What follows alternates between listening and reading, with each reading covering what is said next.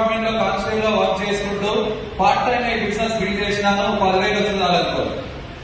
So 10,000 వస్తుందాలనుకో business start చేసినాం.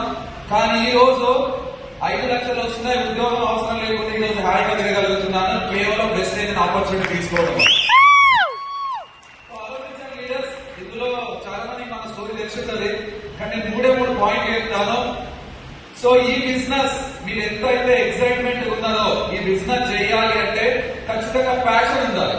Passion అంటే ఇందాక సార్ చెప్పిండు. సో తెలివి ఉంటే బిజినెస్ చేయొచ్చా, పిచ్ ఉంటే బిజినెస్ చేయొచ్చని అడిగిండు. సో నిజంగా 100% పిచ్ ఉంటేనే బిజినెస్ బిల్డ్ చేయొచ్చు. తెలివి ఉన్నోడు బిజినెస్ చేయడు. నేనే తెలివైన అనుకోని అన్ని వదిలిపెట్టి ఏదేదో చేస్తా ఉంటాడు. నో.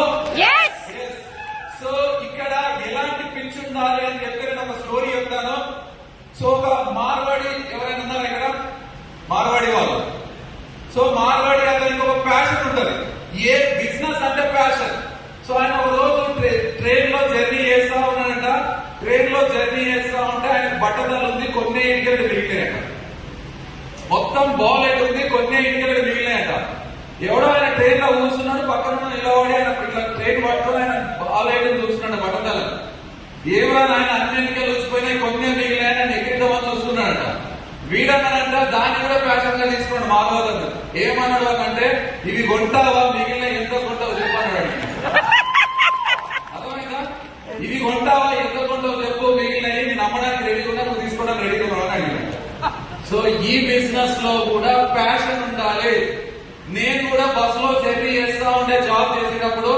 సో మా లీడర్ ఎవరికో ప్రూవ్ చేసి ఈ మంత్ 1 lakh పెట్టాలని నేను 2 lakh పెట్టా అంటుండే. పక్కన సీట్లు ఎవరో కూర్చొని ఉంటుండే.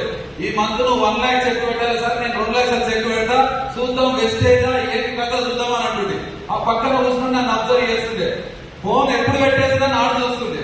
నేనేం చేస్తే తక్కువ ఫోన్ పెట్టేసి సార్ ఏమైనా అడిగినా మీరు మమ్మల్ని అన్నట్టు మనం మాట్లాడలేదు సార్ మీతో నాతో అంటే ఏం లేదు సార్, ₹1,00,000 ఎట్లా వస్తుంది, 1,00,000 అంటున్నావు అంటే నీ ఆధార్ కార్డు ఇయ్యి, నీకు 1,00,000 వచ్చేటట్టు నేను బిజినెస్ ప్లాన్ చూపిస్తా అని చెప్పి జాయిన్ చేసేవాడు. అర్థమైనా? ఇలాంటి ప్యాషన్ ఉండాలి ఈ బిజినెస్ లో. తర్వాత ఇంకో పాయింట్ ఏంటి అంటే ఓపిక కూడా ఉండాలి బిజినెస్ లో. ఓపిక ఉందా? చాలా మంది బిజినెస్ లో వచ్చారు, మీటింగ్ హాల్కి వచ్చారు, అటు ఇటు తిరుగుతా ఉన్నారు. కానీ మనం ఎందుకు వచ్చినాం అనేది క్లారిటీ ఉండాలి. ఇది ఎంటర్ప్రెన్యూర్ సెమినార్ బిజినెస్. ఇక్కడ మనం నేర్చుకుంటేనే, ఇక్కడ మనం అగ్గి వండించుకుంటేనే, మనం ఇక్కడ క్యాండిల్ వెలిగించుకుంటేనే బయటికి కొన్ని వేల క్యాండిల్ మనం వెలిగించవచ్చు. సో కాబట్టి లీడర్స్, సో ఎలాంటి ప్యాషన్ ఉండాలి బిజినెస్ లో అంటే ఇంకో స్టోరీ చెప్తాను. సో ఎక్కడైనా బట్టల షాప్కి వెళ్తాం మనం, అవునా కదా? కొన్ని కోట్లు పెట్టి బట్టల షాప్ రన్ చేస్తా ఉంటాడు. కొనే దగ్గర ఎక్కువ డబ్బులు ఉంటాయి, అమ్మల దగ్గర ఎక్కువ డబ్బులు ఉంటాయా చెప్పండి? కొనడానికి వెళ్ళిన వ్యక్తి దగ్గర ఎక్కువ డబ్బులు ఉంటాయా, అమ్మడానికి వెళ్ళిన ఉన్న దగ్గర ఎక్కువ డబ్బులు ఉంటాయా? అమ్మే వాళ్ళ కొన్ని 10 లక్షలు, ₹1,00,000 పెట్టి పెద్ద బట్టల షాప్ పెడతాడు. కొనడానికి వెళ్ళిన వ్యక్తి దగ్గర ₹1,000 ఉన్నాయి, 500 ఉన్నాయి, ఒక జత బట్టలు డబ్బులు ఉన్నాయని తెలియదు. కానీ రాయల్టీ ఎంటర్ అవుతాడు. ఎంటర్ అయ్యేటప్పుడు ఆ బట్టల షాప్ అతను వ్యక్తి గుడ్ మార్నింగ్ లేదా నమస్తే సార్ రండి, మీకు ఏ బట్టలు కావాలని చూపిస్తాడు. Yes or no? ఇట్లా కాకుండా గేట్ గా నిలబడి జేబులని చెక్ చేసి డబ్బులు ఉండేది లోపలికి రాకడా అన్నాడు కదా. సో వెల్కమ్ సార్, మీకు ఏ డబ్బులు కావాలో, ఏ బట్టలు కావాలో సెలెక్ట్ చేసుకోండి అని చెప్తా ఉంటాడు. సో సెలెక్ట్ చేసుకున్న తర్వాత ఇది బాగుంటుంది సార్, ఇది బాగుంటుంది సార్, ఇది బాగుంటుంది సార్, ఇది బాగుంటుంది సార్, ఇవన్నీ కాదయ్యా నాకు అసలు ఇది 2,000 అని చెప్తే ఈ దగ్గర ₹1,000 ఉంటాయి. అయినా కూడా ఇంకోటి చూపి, ఇంకోటి చూపి, ఇంకోటి చూపి, ఇంకోటి చూపి ఎన్ని కావాల్సి అని చూపిస్తాడు. లాస్ట్ ఏమర్థమైందంటే ఈ దగ్గర డబ్బులు లేవని నాకు తెలిసినా కూడా సార్ ఖర్చులు బాగున్నాయి అవన్నీ కొనుక్కోండి అని చెప్తా ఉంటాడు. అర్థమైనా? ఖర్చు బాగుంది, కొత్త స్టాక్ వచ్చింది, అవన్నీ కొనుక్కొని చేయండి అంటాడు. సో కాబట్టి డియర్ లీడర్స్, ఈ బిజినెస్ లో ఒక్కరు నో అంటే ఏమైతుంది? మా అంటే ప్లాన్ చెప్తాం, 5 నిమిషాలు ప్లాన్ చెప్తాం, జాయిన్ అయితే ఓకే, జాయిన్ కాకపోతే వెరీ గుడ్, అవునా కదా? వన్ మోర్ ప్లాన్, జాయిన్ అయితే గుడ్, జాయిన్ కాకపోతే వెరీ గుడ్. ఇంకా పనిచేయాలని మనం ముందుకెళ్తే పెద్ద టీం క్రియేట్ అవుతుంది. ఇక మీకు వచ్చినట్టు టీం. సో అర్థమైందా? సో ఈ విధంగా ఓపిక ఉండాలి బిజినెస్ లో. తర్వాత ప్రతి ఒక్క లీడర్ సక్సెస్ వచ్చిన తర్వాత ఏం చేయాలి అంటే ఎవ్రీ డే 0 నుంచి స్టార్ట్ చేయాలి బిజినెస్. మన యాటిట్యూడ్ ను కూడా జీరో రీడింగ్ తీసుకెళ్ళాలి.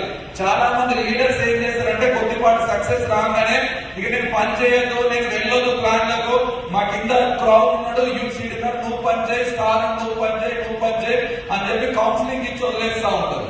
దీన్ని ఏమంటారంటే మా దాసార్ లాంగ్వేజ్ లో అదేమంటారు మన శాసనాల్లో మోదపర్లు వద్దు, బిల్డప్ కొట్టదు బిజినెస్ లో, ప్రతి ఒక్కరు ప్లాన్ చెప్పాలని చెప్పాడు. బిల్డప్ పని చేస్తే జేబులో డబ్బులు రావాలని డబ్బులు అని చెప్పాడు. సో ఇక్కడ కూడా బిల్డప్ వద్దు. So dear leaders, always zero నుంచి స్టార్ట్ అవ్వాలి మన ఎవ్రీ డే. రెడీయా? ఎందుకు చెప్తున్నానంటే దీనికి కూడా నా దగ్గర స్టోరీ ఉంది. మనం పెట్రోల్ బంక్ ఎంతమంది చూసారు? ఎంతమంది తెలుసు పెట్రోల్ బంక్? తెలుసా? మా వాళ్ళకి బాగా తెలుసు. సో తెలిసిన వాళ్ళకి ఒకసారి బిగ్ రౌండ్ అప్లాస్. ఎందుకు చెప్తున్నా, ఎందుకు కొట్టించిన క్లాప్స్ తెలిసి కూడా లేకపోతాం చెయ్యి, అవునా కదా?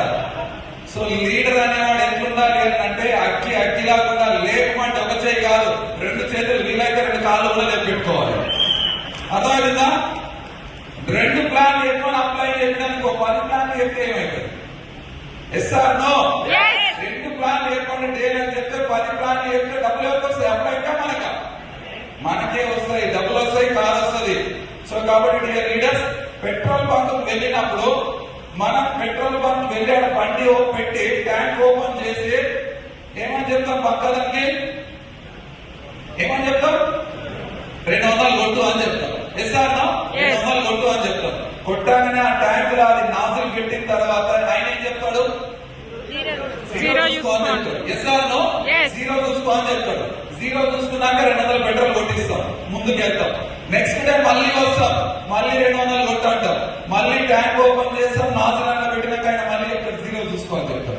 Yes or no? సో ఇట్లా ఎవ్రీ డే జీరో చూసుకో అని అనుకో. పొరపాటున రోజు నేను జీరో చూసుకోను, నేను చూడదు రాబాయ్ అంటే ఎవరు నష్టపోతాడు? మనమే నష్టపోతాం. Yes or no? జీరో చూడలేమనుకో 200 డబ్బులు తీసుకుంటే 100 రూపాయలు కొట్టాడు. Yes or no? సో కాబట్టి సక్సెస్ కావాలి అంటే ఖచ్చితంగా మన యాటిట్యూడ్ జీరో నుంచే స్టార్ట్ అవ్వాలి. నువ్వు స్టార్ అయినా